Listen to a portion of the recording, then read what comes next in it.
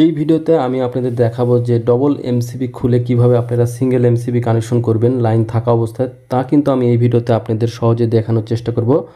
তো ভিডিওটি লাস্ট পর্যন্ত দেখতে থাকুন, এখান থেকে কিছু না কিছু অবশ্যই শিখতে পারবেন।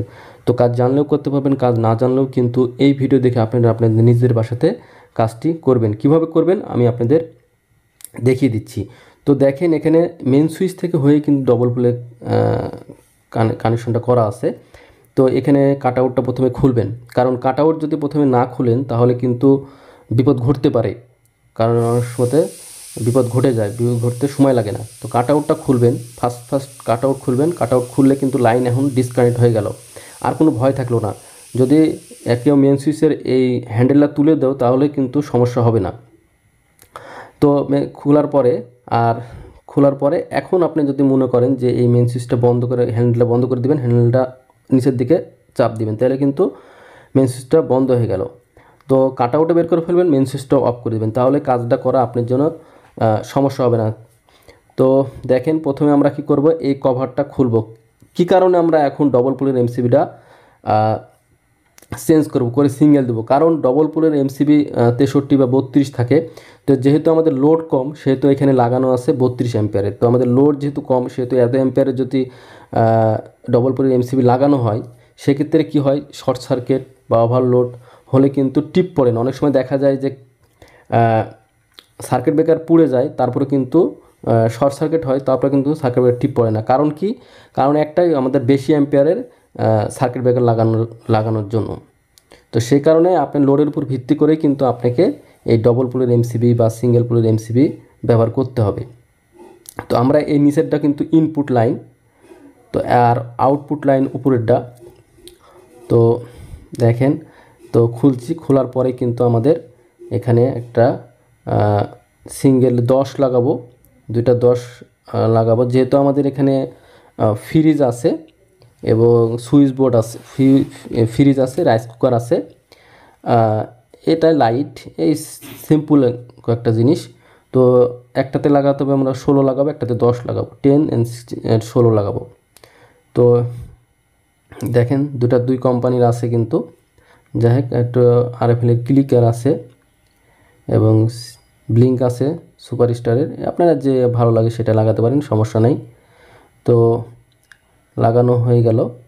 এখন আপনাদের এই যে দুইটার নিচে দেখেন নিচে ইনপুট লাইন, এখান থেকে যেহেতু লাইনটা মেন সুইচ থেকে নেওয়া হয়েছে, তো ইনপুট লাইন দিচ্ছে একটাতে ভালোভাবে লাইন দিবেন, কারণ লাইন ভালোভাবে দেওয়ার পরে কিন্তু টাইট দিতে হবে, অবশ্যই লুজ কানেকশন রাখা যাবে না, ভালোভাবে টাইট দিবেন।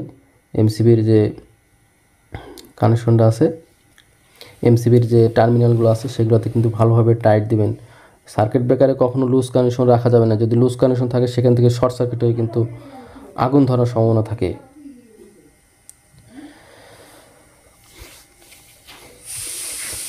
ভালোভাবে টাইট দেওয়ার পর এখন যে কাজটি করতে হবে, দ্বিতীয়টা একটা আছে ইনপুট। তো দুইটা কাট আউট আছে, দুইটা কাট আউট থেকে দুটা ইনপুট লাইন বের হয়েছে। যেহেতু আমাদের মেন সুইচ আছে, মেন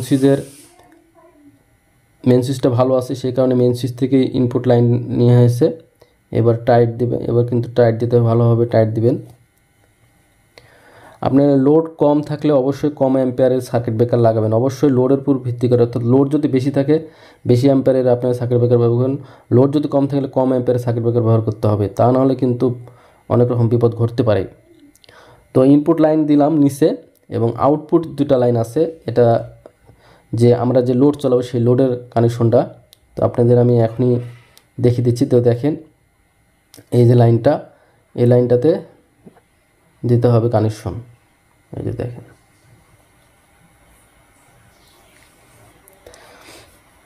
কানেকশনটা এই যে নিচে ইনপুট লাইন দেখালাম, এবার এখান থেকে এটা কিন্তু সরাসরি আউটপুট, অর্থাৎ বললাম তো লোড যেটা দুইটা আছে, এই লোড দুটা হলো আপনার যেটা ফ্যান লাইট আছে, সুইচ বোর্ড আছে, ওটার জন্য 10 অ্যাম্পিয়ার ব্যবহার করছি। আর যেটার জন্য রাইস কুকার আছে, আপনার ফ্রিজ আছে বা ওভেন আছে, ব্লেন্ডিং মেশিন আছে, এগুলোর জন্য 16 অ্যাম্পিয়ারের একটি সার্কিট ব্রেকার ব্যবহার করা হয়েছে এমসিবি।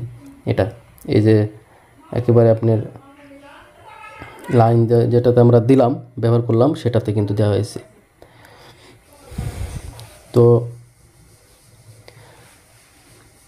একেবারে সিম্পল সহজ কাজ, আপনারা কাজটি দেখেও করতে পারবেন। কাজ করা কিন্তু ওয়্যারিংটা করা কিন্তু শেষ। এখন যে কাজটি আমাদের করতে হবে সেটা হলো যে এই যে সার্কিট এমসিবি। এখন এমসিবি আমাদের এখানে কি হয়েছে,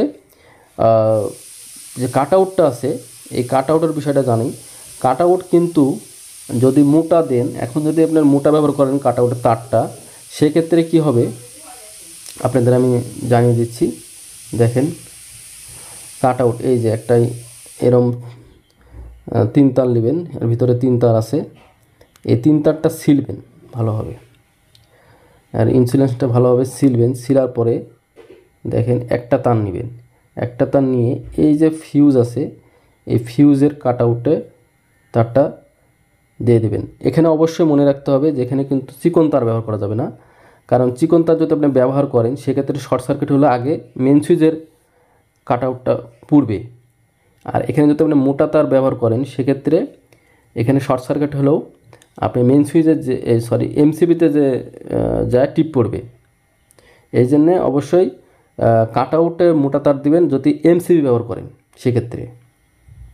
আর তা যদি এমসিবি না ব্যবহার করেন কাট আউটের পর, তাহলে কিন্তু এই মেন সুইচের কাট আউটটা চিকন দিবেন। এখানে অনেক শিক্ষা আছে। তো দেখেন এই কাট আউটটা কীভাবে পরাতে হবে সেটাও কিন্তু আপনাদের আমি দেখাচ্ছি। যে যেদিকে এই যে দেখেন যেদিকে হলো স্ক্রু টাইট নেবে সেদিকে দিবেন না, ওই তার বিপরীত পাশে কিন্তু এই কেবলটা এভাবে পেঁচাবেন। এই যে দেখেন পেঁচ দিলাম। এখন যদি আপনি টাইট দেন তাহলে কিন্তু কেবল কি হবে না, কেবলে টাইট হবে না, কেবল এই ইনসুলেন্সের যে তারটা আছে তারটা ছিঁড়বে না।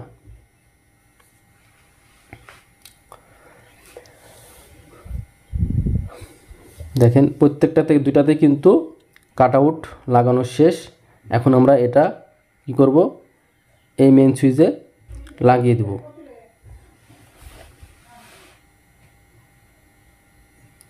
মেন সুইচে লাগানো হয়ে গেলে এখন আপনাদের যে কাজটি করতে হবে সেটা হলো যে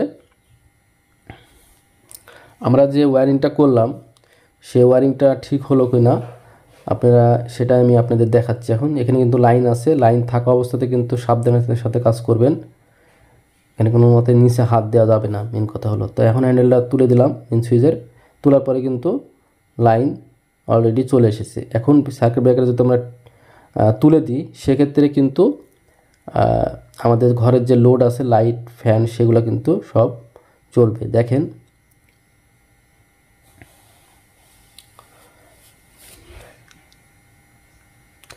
এই যে দেখাচ্ছি আমি লাইট ফ্যান, এই যে দেখেন